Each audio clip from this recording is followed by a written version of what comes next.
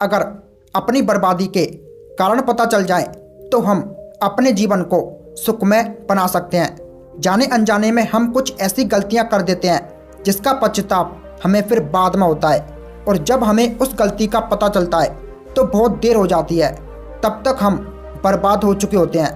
तो आखिर वह कौन सी गलतियां हैं जो हमें पता नहीं होती, जो हमें बर्बाद कर रही हैं? चलिए आज मैं आपको इस कहानी के जरिए बताता हूँ कि इंसान की कौन कौन सी वो गलतियां हैं जो इंसान को बर्बाद कर देती हैं। बहुत समय पहले की बात है। एक नगर में एक धनी सेठ रहा करता था। उस सेठ के पास सभी प्रकार की सुख सुविधाएं थीं, लेकिन उसके कोई संतान नहीं थी। संतान के दुख में वह हमेशा चिंतित रहता था। फिर एक दिन उसे पता चला कि उसकी पत्नी गर्भवती है, तो वो बहुत प्रसन्न हुआ और उसने अपनी पत्नी का खूब ख्याल रखा। ऐसे में एक दिन उसके घर पर एक पुत्र का जन्म हुआ। सेठ पुत्र के जन्म पर बहुत प्रसन्न हुआ था। उसने पूरे नगर में मिठाई बंटवाई और उसके आलन पालन में कोई कमी नहीं छोड़ी। देखते ही देखते उसका पुत्र बड़ा हो गया। फिर सेठ ने उस पुत्र को गुरुकुल भेजने का निर्णय किया ताकि वह पढ़ लिख कर विद्वान बन सके।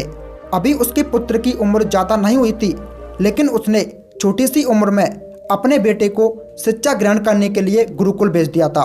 गुरुकुल में वह बालक अच्छे से शिक्षा ग्रहण करता और अपने गुरु की सभी आज्ञाओं का पालन करता। ऐसे में वह बालक धीरे धीरे वहाँ का सबसे होनहार विद्यार्थी बन गया। गुरुकुल में उस बालक ने सारे वेद पुराण और शास्त्रों का अध्ययन किया और बहुत बड़ा विद्वान बन गया। गुरुजी भी उस बालक से बहुत प्रसन्न थे कि उसने छोटी सी उम्र में सारा ज्ञान अर्जित कर लिया। लेकिन वह कहते हैं ना कि समय कब बदल जाए किसी को कोई पता नहीं है। ऐसे ही एक दिन किसी प्राकृतिक आपदा की वजह से उसके माता पिता की मृत्यु हो गई, और जब उसके माता पिता की मृत्यु हुई तब तक उस बालक की शिक्षा पूर्ण नहीं हुई थी। और जब उस बालक ने इस खबर को सुना कि उसके माता पिता अब इस दुनिया में नहीं रहे और उनका सब कुछ बर्बाद हो चुका है, तो उस बालक का इस सांसारिक मोह माया से मन उठ गया।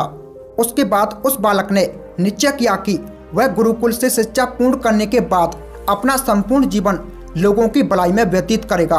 और फिर जब उस बालक की शिक्षा पूर्ण हो गई तो उसके बाद वह बालक सन्यासी बन गया और वह सांसारिक वस्तुओं से दूर हिमालय के जंगल में चला गया। जंगल में जाकर उसने वहां लंबे समय तक तपस्या की। तपस्या पूर्ण करने के बाद उस सन्यासी ने लोगों को शिक्षा देना प्रारंभ कर दिया।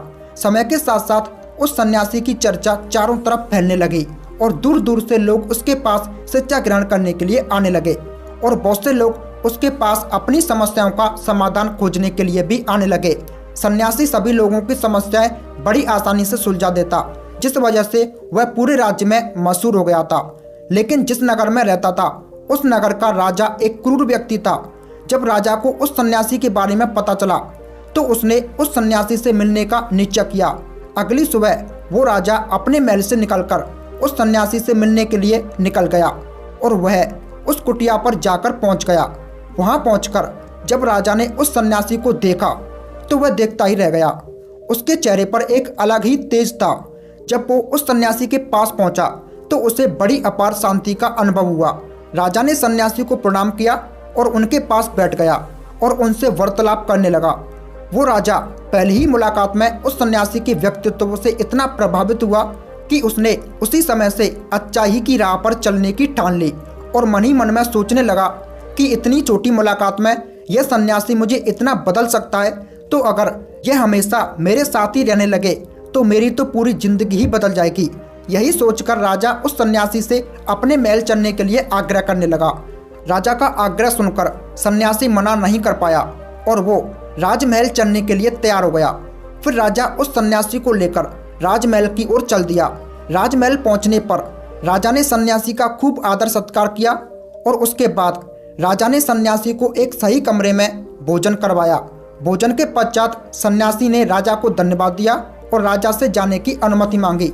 ये सुनकर राजा ने कहा कि आप हमारे बगीचे में जब तक चाहें तब तक रह सकते हैं। आपको यहाँ पर किसी भी प्रकार की कोई भी असुविधा नहीं होगी और आप यहाँ रहेंगे तो हमारी प्रजा को भी अच्छा लगेगा और हमें भी। यह सुनकर सन्यासी ने राजा का प्रस्ताव स्वीकार कर लिया। उसके बाद राजा ने सेवकों से कहा, सन्यासी महाराज के लिए बगीचे में रहने, खाने और वस्त्र आदि का बंदोबस्त किया जाए। राजा की आज्ञा के अनुसार सेवकों ने एक सुंदर सी कुटिया का निर्माण कर दिया। उसके बाद वह सन्यासी उसी कुटिया में रहने लगा। सन्यासी को उस कुटिया में रहते रहते कई साल बीत गए और इस दौरान राजा ने उनकी खूब सेवा की। परंतु कई सालों बाद एक दिन राजा रानी को आवश्यक कार्य के लिए दूसरे राज्य जाना पड़ा, लेकिन उन्होंने एक सेवादार को सन्यासी की सेवा के लिए नियुक्त कर दिया। परंतु वो सेवादार राजा के जाने के बाद बीमार पड़ गया और अपने घर चला गया और कभी वापस लौटकर नहीं आया। तो सन्यासी ने क्रोध में आकर उस राजा को खूब सुनाई और राजा से कहा कि हे राजन, जो जिम्मेदारी तुम पूरी नहीं कर सकते वो उठाते ही क्यों हो। तब राजा ने सन्यासी से क्षमा मांगते हुए कहा कि हे भगवान, यदि मुझसे कोई भूल हो गई हो तो मैं उसके लिए आपसे क्षमा मांगता हूँ, मुझे क्षमा कर दीजिए और आप अपना क्रोध शांत कीजिए और मुझे बताइए कि आखिर हुआ क्या है। यह सुनकर उस सन्यासी ने कहा कि तुम्हारे जाने के बाद मुझे यहाँ पर किसी ने भोजन नहीं दिया और मैं बहुत दिनों तक भूखा ही रहा। मुझे यहाँ आकर किसी ने पूछा तक नहीं कि मैं किस हाल में हूँ। यह सुनकर राजा ने सन्यासी से क्षमा मांगी और कहा कि हे भगवान, आज के बाद ऐसी कोई गलती नहीं होगी। फिर कुछ देर बाद मामला शांत हो गया। जब राजा और सन्यासी के बीच वार्तालाप हो रही थी तो रानी भी यह सब वार्तालाप चुपके से सुन रही थी और सब कुछ देख रही थी। उसके बाद राजा ने उस सन्यासी को कोई भी शिकायत का मौका नहीं दिया और उसकी खूब सेवा की। परंतु कुछ दिनों बाद राजा को फिर से किसी आवश्यक कार्य के लिए अपने राज्य से बाहर जाना पड़ा, लेकिन इस बार राजा ने राज्य से बाहर जाने से पहले अपनी पत्नी को कहा कि जब तक मैं नहीं आऊं तब तक आप स्वयं सन्यासी की देखभाल करोगे। यह सुनकर रानी ने कहा कि जी महाराज, आप निश्चिंत होकर जाइए, मैं सन्यासी महाराज की अच्छे से देखभाल करूंगी। उसके बाद रानी हर रोज भोजन बनाकर सन्यासी महाराज को भेज देती थी। लेकिन एक दिन रानी नहाने के लिए चली गई और सन्यासी को भोजन देना भूल गई। सन्यासी ने काफ़ी देर तक भोजन का इंतजार किया, लेकिन जब भोजन नहीं मिला तब सन्यासी सोच में पड़ गया कि आज खाना क्यों नहीं आया। उसके बाद सन्यासी ने सोचा कि वो खुद महल में जाकर देखेगा कि आखिर अब तक खाना क्यों नहीं आया। और फिर सन्यासी महल के अंदर पहुंच गया। जब वो महल के अंदर पहुंचा तो वहां उसकी नज़र रानी पर पड़ी। रानी के लंबे लंबे घने काले केस जो कि उसकी कमर पर लहरा रहे थे, उसकी कजरारी आंखें जो देखने मात्र से ही घायल कर दे, उसकी हिरनी जैसी चाल। रानी के इतने सुंदर रूप को देखकर सन्यासी चकित हो गया और रानी की सुंदरता सन्यासी के मन में गहरी उतर गई और वो वहां से बिना कुछ कहे कुटिया में वापस लौट आया। सन्यासी रानी के रूप की सुंदरता को बोला ना सका और वो खाना पीना छोड़कर अपनी कुटिया में ही पड़ा रहा। उसने कई दिनों तक कुछ भी नहीं खाया, जिस वजह से वो बहुत कमजोर हो गया। लेकिन कुछ समय बाद राजा वापस लौटे और जब उसे सन्यासी की हालत के बारे में पता चला तो वो सीधे सन्यासी के पास पहुंच गए और बोले कि हे भगवान, क्या बात है, आपको क्या हो गया है और आप इतने कमजोर कैसे हो गए। आखिर आपको किस बात की चिंता है और आप किस गहरी सोच में डूबे हो। क्या मुझसे कोई भूल हो गई है। तब सन्यासी ने कहा कि नहीं राजन, आपसे कोई भूल नहीं हुई। यह सुनकर राजा ने कहा तो आखिर क्या बात है, आप मुझे बताएं, मैं आपकी परेशानी जरूर दूर करूंगा। यह सुनकर सन्यासी ने कहा कि हे राजन, मैं आपकी रानी की अद्भुत सुंदरता को देखकर उनकी सुंदरता के फेर में पड़ गया हूँ और अब मैं रानी के बिना जिंदा भी नहीं रह सकता। यह सुनकर राजा हैरान रह गया और कुछ देर सोचने के बाद राजा ने उस सन्यासी से कहा मैं आपको रानी दे दूंगा। यह सुनकर सन्यासी बहुत प्रसन्न हुआ। फिर राजा सन्यासी को लेकर महल पहुंच गए और जब राजा और सन्यासी महल पहुंचे तो उस दिन रानी ने अपने सबसे सुंदर वस्त्र और गहने पहने हुए थे। फिर राजा रानी के पास पहुंचे और राजा ने रानी से कहा कि आपको इस सन्यासी की मदद करनी चाहिए, ये बहुत कमज़ोर पड़ गए हैं और मैं नहीं चाहता कि किसी ज्ञानी पुरुष की हत्या का कलंक मेरे सर पर लगे। उसके बाद राजा ने रानी से पूछा, क्या आप ये पाप अपने सर पर लेना चाहती हैं। राजा की यह बात सुनकर रानी ने राजा से पूछा कि आखिर इस सन्यासी के इस दुख का कारण क्या है। तो राजा ने रानी से कहा कि सन्यासी आपकी अद्भुत सुंदरता के दीवाने हो गए हैं। राजा की यह बात सुनकर रानी ने कहा कि राजन, आप चिंता मत करिए, अब आप सब कुछ मेरे ऊपर छोड़ दीजिए। मुझे पता है कि मुझे अब क्या करना है। उससे आपके ऊपर ना तो सन्यासी की हत्या का पाप लगेगा और ना ही उससे मेरे पवित्र धर्म का नाश होगा। रानी की यह बात सुनकर राजा ने रानी को सन्यासी को सौंप दिया। उसके बाद सन्यासी रानी को लेकर कुटिया पर पहुंचा। जब रानी सन्यासी की कुटिया पर पहुंची तो रानी ने सन्यासी से कहा कि हमें रहने के लिए घर चाहिए, हम इस झोंपड़ी में नहीं रह सकते। यह सुनकर सन्यासी राजा के पास पहुंच गया और राजा से जाकर बोला कि हे राजन, हमें रहने के लिए एक घर चाहिए। सन्यासी की यह बात सुनकर राजा ने उनके लिए एक घर का प्रबंध किया। फिर सन्यासी रानी को लेकर घर पहुंचा। जब रानी सन्यासी के साथ उस घर पर पहुंची तो रानी ने सन्यासी से कहा, ये घर तो बहुत गंदा है और इसकी हालत बहुत खराब है, मैं इस घर में नहीं रह सकती। यह सुनकर सन्यासी फिर से राजा के पास गया और राजा से जाकर बोला कि हे राजन, जो आपने हमें घर दिया है उस घर की हालत बहुत खराब है। सन्यासी की बात सुनकर राजा ने उस घर की हालत ठीक करवा दी। उसके बाद फिर रानी घर के अंदर आई और नहा धोकर बिस्तर पर आ गई। फिर सन्यासी भी बिस्तर पर आ गया। उसके बाद रानी ने सन्यासी से कहा कि आपको पता है कि आप कौन हैं और अब आप क्या बन गए हैं। आप एक महान सन्यासी थे जिसके लिए राजा ने स्वयं सारी जरूरत की वस्तुएं उपलब्ध करा दी थी, जिसके पास लोग दूर दूर से ज्ञान ग्रहण करने आते थे, जो लोगों को सत्य की राह दिखाते थे, लोगों की समस्याओं का समाधान करते थे, जिनको सभी लोग गुरु मानते थे, जिनकी सब भगवान के रूप में पूजा किया करते थे। और आज आप वासना के कारण मेरे गुलाम हो गए। रानी की यह बात सुनकर सन्यासी को झटका लगा और उसे महसूस हुआ कि वह तो एक सन्यासी है और वो यह सब क्या कर रहा है। वो तो ये सारी सुख सुविधाओं को छोड़कर शांति की तलाश में जंगलों में चला गया था। जब सन्यासी को सुख सुविधा आई तो वो जोर जोर से रोने लगा और चिल्लाने लगा और रानी को कहने लगा कि मुझे क्षमा कीजिए महारानी, मैं ये सब क्या करने जा रहा था, मैं अभी आपको राजा को सौंप कर आता हूँ। सन्यासी की यह बात सुनकर रानी ने सन्यासी से प्रश्न किया, कृपया करके मेरे प्रश्न का उत्तर दीजिए। रानी की यह बात सुनकर सन्यासी ने कहा कि पूछो, तुम्हारा क्या प्रश्न है। रानी ने कहा कि जब आपको उस दिन भोजन नहीं मिला तो आप बहुत क्रोधित हो गए थे, तब मैंने आपका यह रूप पहली बार देखा था, तभी से मैं आपके व्यवहार में परिवर्तन महसूस कर रही हूँ। ऐसा क्यों हुआ महाराजा, आखिर आपको इतना क्रोध क्यों आया। रानी की बात सुनकर सन्यासी ने रानी को समझाया कि जब मैं जंगल में था तो मुझे उस समय पर भोजन नहीं मिलता था, लेकिन जब मैं महल में आया तो महल में आने के बाद मुझे ये सारी सुख सुविधा मिली और फिर मैं इन सभी सुख सुविधाओं के मोह में फंस गया और मुझे इसके प्रति लगाव उत्पन्न हो गया और फिर मुझे इसको पाने का लालच उत्पन्न हो गया और जब मुझे ये नहीं मिला तो मेरे अंदर क्रोध उत्पन्न हो गया। फिर सन्यासी ने कहा कि महारानी, सच तो यह है कि अगर इच्छा पूरी नहीं हो तो क्रोध उत्पन्न होता है और अगर इच्छा पूरी हो जाए तो लालच बढ़ जाता है।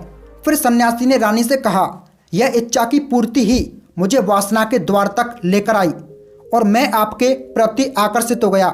इसके बाद वह सन्यासी रानी को लेकर राजा के पास पहुंचा और बोला कि हे राजन, मुझे क्षमा कर दीजिए, मुझे अपनी गलती का एहसास हो गया है और ये लो आपकी रानी, मुझे यह सब नहीं चाहिए। मैं अपनी इच्छा के वशीभूत होकर यह गलत कार्य करने जा रहा था और अपने जीवन को बर्बाद कर रहा था, लेकिन अब मुझे सब कुछ समझ आ गया है। उसके बाद उस सन्यासी ने कहा कि हे राजन, मनुष्य की बर्बादी के कारण उसकी 4 आदतें बनती हैं और दुनिया के हर एक व्यक्ति के अंदर ये 4 अवगुण होते हैं, लेकिन जो भी व्यक्ति इन पर नियंत्रण पा लेता है वह दुख और परेशानियों से बच जाता है और वही जो व्यक्ति इन 4 दोषों पर नियंत्रण नहीं कर पाता वो बर्बाद होने के कगार पर पहुंच जाता है।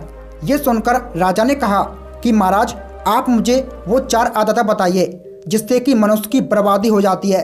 फिर सन्यासी ने राजा को मनुष्य को बर्बाद करने वाली आदतों के बारे में बताया कि हे राजन, मनुष्य को बर्बाद करने वाली पहली आदत है इच्छा, क्योंकि इच्छा ही दुनिया के हर एक व्यक्ति के अंदर सबसे पहला अवगुण होता है और जो व्यक्ति अपनी इच्छाओं को नियंत्रण में नहीं रख पाता वो जीवन के किसी भी क्षेत्र में सफल नहीं हो पाता, क्योंकि जैसे ही उसकी इच्छा पूरी होती है वो दूसरी की ओर बढ़ने लगता है और दूसरी पूरी होती है तो तीसरी इच्छा उसके मन में जागृत हो जाती है और फिर ऐसे करते करते इच्छाओं पर नियंत्रण ना होने के कारण इसी जाल में उलझा रहता है और दुखी रहता है। इसलिए राजन, जब हम इच्छाओं पर नियंत्रण पा लेते हैं तो हम हमारे मन पर भी नियंत्रण पा लेते हैं। जब हमारा मन हमारे बस में होता है तो हमें सुख ही सुख की प्राप्ति होती है, फिर जो हम चाहते हैं वही हमारे साथ होता है। फिर सन्यासी कहता है कि हे राजन, मनुष्य को बर्बाद करने वाली दूसरी आदत है वासना। वासना का जन्म हमारे मन में उठने वाली इच्छाओं से होता है। जिस प्रकार इच्छा का कोई अंत नहीं होता और मनुष्य वासना के जाल में फंसता ही चला जाता है। वासना के वशीभूत होकर मनुष्य को कुछ भी नजर नहीं आता। आज तक जितनी भी लड़ाइयाँ हुई हैं उनका सबसे बड़ा कारण है स्त्री। स्त्री को पाने की इच्छा ही रही है। स्त्री के प्रेम में वशीभूत होकर राजा महाराजाओं ने आज से पहले बहुत सारे युद्ध किए हैं। रावण इस संसार का सबसे बड़ा बुद्धिमान व्यक्ति था, लेकिन उसने भी माता सीता के सुंदरता के फेर में आकर अपना सब कुछ बर्बाद कर लिया। उसकी मृत्यु का कारण भी एक स्त्री थी। कई राजा महाराजा तो युद्ध में इसलिए हार गए क्योंकि वो लोग स्त्रियों से रासलीला रचाने में ही रह गए। ईश्वर ने तो स्त्री की उत्पत्ति इस संसार को बढ़ाने के लिए की है, लेकिन आजकल लोगों ने इसे अपनी वासना का शिकार बना लिया है, अपने मनोरंजन का साधन समझने लगे हैं। और जब उन्हें अपना यह मनोरंजन नहीं मिलता तो वो पागल हो जाते हैं और न जाने क्या क्या कर बैठते हैं। इसलिए हे राजन, जितना हो सके उतना वासना से दूर रहना चाहिए। फिर सन्यासी कहता है कि हे राजन, मनुष्य को बर्बाद करने वाली तीसरी आदत है क्रोध। क्योंकि जब मनुष्य की वासना की पूर्ति नहीं होती तो उसके अंदर क्रोध उत्पन्न हो जाता है, और जब व्यक्ति को क्रोध आता है तो उस पर उसका नियंत्रण नहीं रहता और फिर वो क्रोध में आकर कई गलत निर्णय भी ले लेता है। वह दूसरों को बुरा भला भी सुना देता है, गालियां निकाल देता है, और जब उनका क्रोध शांत होता है तो उन्हें अपनी गलती का एहसास भी होता है, लेकिन तब तक सब कुछ बर्बाद हो चुका होता है। क्रोध के कारण मनुष्य के कई बने बनाए काम भी बिगड़ जाते हैं। जब मनुष्य के भीतर क्रोध उत्पन्न होता है तो वह अंदर से बहुत कमजोर हो जाता है, और एक कमजोर मनुष्य कुछ भी नहीं कर पाता, उसे कभी भी सफलता हासिल नहीं हो पाती। क्रोध हमारे भीतर तनाव उत्पन्न करता है, और अगर एक बार हम तनाव में चले गए तो हमारा पूरा जीवन बर्बाद हो जाता है। फिर सन्यासी कहता है कि हे राजन, मनुष्य को बर्बाद करने वाली चौथी आदत है लालच। हे राजन, लालच का फल सदैव बुरा होता है। लालच में पड़कर हम बहुत से लोगों का बुरा कर देते हैं। हर मनुष्य के जीवन में कभी ना कभी ऐसे अवसर अवश्य आते हैं जब वो लालच कर बैठता है, और अधिक पाने की लालसा में वो कुछ भी ऐसा कर बैठता है जो उसके पास था वो उसे भी गवा देता है। क्योंकि जैसे ही व्यक्ति की एक इच्छा पूरी होती है उसका लालच पड़ जाता है, और उसके मन में और कई आकांक्षाएं जन्म ले लेती हैं। जो व्यक्ति लालच करता है वह कामयाबी से कोसों दूर रहता है, क्योंकि एक ना एक दिन लालच का दुष्परिणाम सामने आता ही है। अगर हम समय रहते लालच को त्याग दें और उसके फेर में ना पड़ें तो हम एक सफल व्यक्ति अवश्य बन सकते हैं। फिर अंत में सन्यासी राजा से कहता है कि हे राजन, अगर मनुष्य इन चारों आदतों को छोड़ देता है तो उसे जीवन में सफल होने से कोई नहीं रोक सकता, और जो इंसान आदतों को नहीं छोड़ता उसे जीवन में बर्बाद होने से कोई नहीं रोक सकता। मैं एक सन्यासी होकर इसके फेर में पड़ गया तो सामान्य मनुष्य तो इससे बच ही नहीं सकता। इसलिए हे राजन, मनुष्य को इन आदतों से हमेशा बचना चाहिए।